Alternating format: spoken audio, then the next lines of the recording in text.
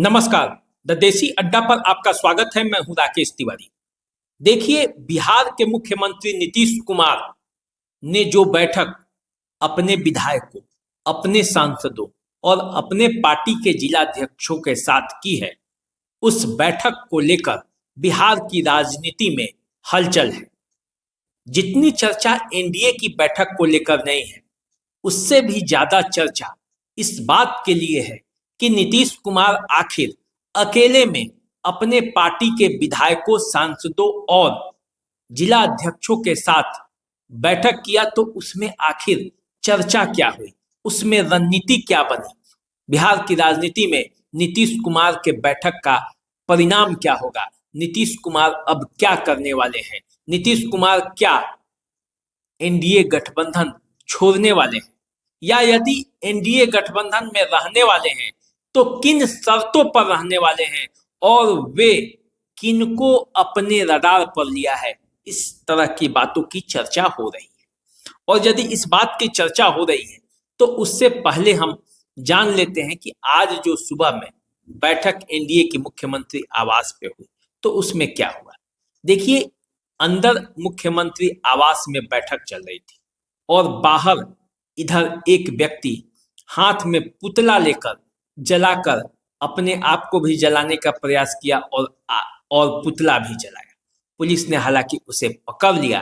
अंदर एनडीए की मीटिंग चल रही थी और बाहर ये सब कुछ घट रहा था। व्यक्ति का आरोप था कि उसके द्वारा जो थाने में एफआईआर दर्ज कराया गया है उस पर कार्रवाई नहीं हो रही है। वो शायद बीजेपी का कोई नेता बताया जाता है जिसके खिलाफ कार्रवाई नहीं चल रही है। तो देखिए, खफा था नीतीश कुमार से, इसलिए वो इधर अपना प्रदर्शन किया। अंदर भी कई तरह की बातें हुई, अंदर भी कई तरह की गहमा-गहमी चल रही है और इस गहमा-गहमी के बीच जिस बात की सबसे अधिक चर्चा है वो इस बात की कि इस बैठक से चिराग पासवान और पशुपति पारस दोनों इस बैठक में शामिल नहीं।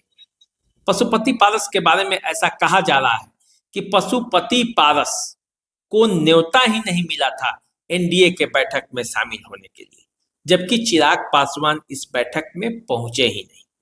देखिए, एनडीए के घटक दल Janata Dal United, Ram LJPR, RLM और हम की बैठक थी ये, और इस बैठक में सभी बिहार से आने वाले केंद्रीय मंत्री, राज्य सरकार के सभी मंत्री, सांसद, विधायक, पार्टी के सभी जिलाध्यक्ष, 20 सूत्री के उपाध्यक्षों को बुलाया गया था ताकि बिहार के 4 सीटों पर जो उपचुनाव है और झारखंड में जो चुनाव है उसके लिए एनडीए समन्वय आपस में बना सके। लेकिन ऐसा लगता है कि झारखंड में जिस तरह से सीटों का बंटवारा हुआ और जिस तरह से झारखंड में गठबंधन हुआ उसको लेकर ऐसा संभव हो सकता है कि चिराग पासवान संतुष्ट नहीं हो और इसीलिए इस बैठक में नहीं आए, क्योंकि ऐसा माना जा रहा है कि इस बैठक में झारखंड चुनाव को लेकर चर्चा होनी थी और इस बात की चर्चा होनी थी कि बिहार में जो उपचुनाव हो रहे हैं उसमें कैसे एनडीए जीत का परचम लहराएगा। इस बात की भी चर्चा होनी थी कि एनडीए के जो घटक दल हैं उसके बीच आपसी सामंजस्य कैसे बैठेगा। लेकिन यदि एनडीए के घटक दल के नेता ही इसमें सभी नहीं पहुंचे तो फिर एनडीए का जो ये बैठक हुआ है इसके भविष्य को लेकर भी आप समझ सकते हैं कि इसमें जो रणनीति बनी वो कितना कारगर साबित होगी। देखिए, इस बैठक को लेकर जो बातें बाहर चर्चा में है वो तो है ही, अंदर खाने में भी चर्चा है कि नीतीश कुमार एनडीए में अभी खफा है और वो खफा इसलिए है कि बीजेपी के कुछ नेता जो हैं वो उन मुद्दों को उठा रहे हैं जिससे नीतीश कुमार परहेज करते आए हैं। तो आखिर वे इन मुद्दों को उठा क्यों रहे हैं, और यदि एनडीए है तो फिर जो साझा न्यू कॉमन मिनिमम प्रोग्राम है उसके तहत ही कार्य होने चाहिए, नहीं कि पार्टियां अपनी अपनी एजेंडा पर काम करें। और इसीलिए ये बैठक भी जरूरी थी और इसी बैठक में ये चर्चा भी होनी थी। बताया जाता है कि नीतीश कुमार इस बात से खफा थे कि हिंदू स्वाभिमान यात्रा गिरिराज सिंह ने जो सीमांचल इलाके में निकाला है वो किसी भी मायने से उन्हें मंजूर नहीं है। दूसरा, प्रदीप सिंह का जो बयान आया वो भी नीतीश कुमार को असहज करता है। देखिए, नीतीश कुमार भले ही बीजेपी के साथ हों, लेकिन इतना वो स्पेस जरूर रखते हैं कि वो किसी भी स्थिति में यदि बीजेपी का साथ भी छोड़ दे तो मुस्लिम उन्हें एक्सेप्ट कर ले। वक्फ बोर्ड मामले में आपने देखा, इस मामले में भी उनका विरोध था। हिंदू स्वाभिमान यात्रा जो गिरिराज सिंह ने किया उसमें भी वो नहीं चाहते थे कि इस तरह की यात्रा निकाली जाए, उसकी जरूरत ही नहीं है। विकास के कार्य करने हैं, जनता दल यूनाइटेड इस पक्ष में रही है कि कार्य विकास के कार्यों पर बात होनी चाहिए, न कि इस तरह की यात्राओं से कुछ मिलने वाला नहीं है। प्रदीप सिंह के जो बयान आए कि अररिया में रहना है तो हिंदू हिंदू कहना है और हिंदू बनकर ही रहना है, तो इस बात पर भी नीतीश कुमार खफा थे, उन पर प्राथमिकी भी दर्ज कराई गई है।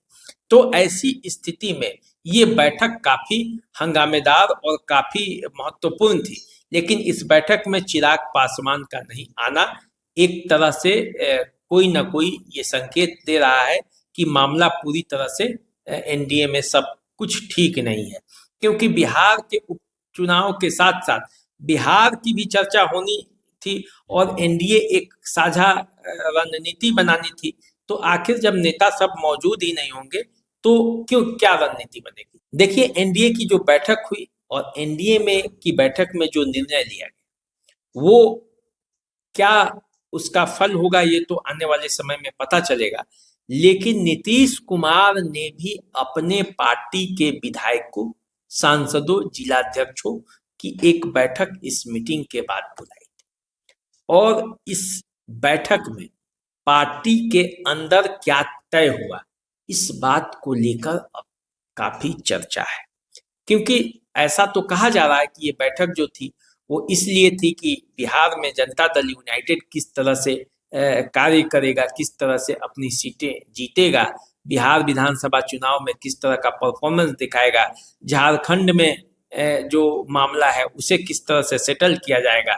लेकिन असल बात ये है कि चर्चा इस बात की भी है कि असल में नीतीश कुमार इस बात से असहज हैं कि बीजेपी जिस तरह से कर रही है और जिस तरह से हिंदू स्वाभिमान यात्रा और प्रदीप सिंह का जो बयान आ रहा है उसके लिए जनता दल यूनाइटेड क्या रणनीति बनाए, जनता दल यूनाइटेड क्या ये करे कि उसका जो वोट है वो एकजुट रहे और इसमें क्या वो एनडीए में बनी रह सके या जो उसके पास प्रस्ताव आ रहे हैं उस पर विचार किया जाए। इस तरह की चर्चाएं अभी चल रही हैं, लेकिन असल में क्या होगा इस बात से भी पर्दा उठेगा। लेकिन फिलहाल यही खबर आ रही है कि जो एनडीए की बैठक है इसके बाद जो नीतीश कुमार ने अपनी बैठक की है इसमें बड़ा मामला है और बड़ा बिहार की राजनीति में ये कुछ नई हलचल पैदा कर सकता है। बिहार की राजनीति में कोई नया डिसीजन मेकर ये बैठक हो सकता है, क्योंकि 28 अक्टूबर का जो बैठक है वो इसलिए भी महत्वपूर्ण है कि इससे पहले जब भी नीतीश कुमार पलटते रहे हैं तो कई मौकों पर 28 अक्टूबर को बैठक हुई है और उसके बाद नीतीश कुमार पलट गए हैं। तो ये 28 अक्टूबर को लेकर भी लोगों के बीच में चर्चा हो रही है कि फिर 28 अक्टूबर है और नीतीश कुमार की जिस तरह से गतिविधियां रही हैं उसको लेकर इस तरह की चर्चा होनी स्वाभाविक है, क्योंकि नीतीश कुमार जो कहते हैं वो करते नहीं, जो करते हैं वो कहते नहीं।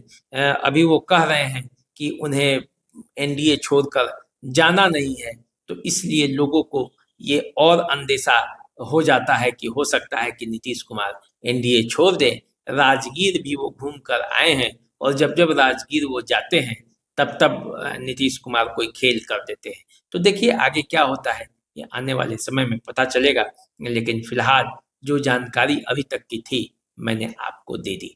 तो चलिए आप हमारे साथ बने रहिए, देखते रहिए द देसी अड्डा। नमस्कार।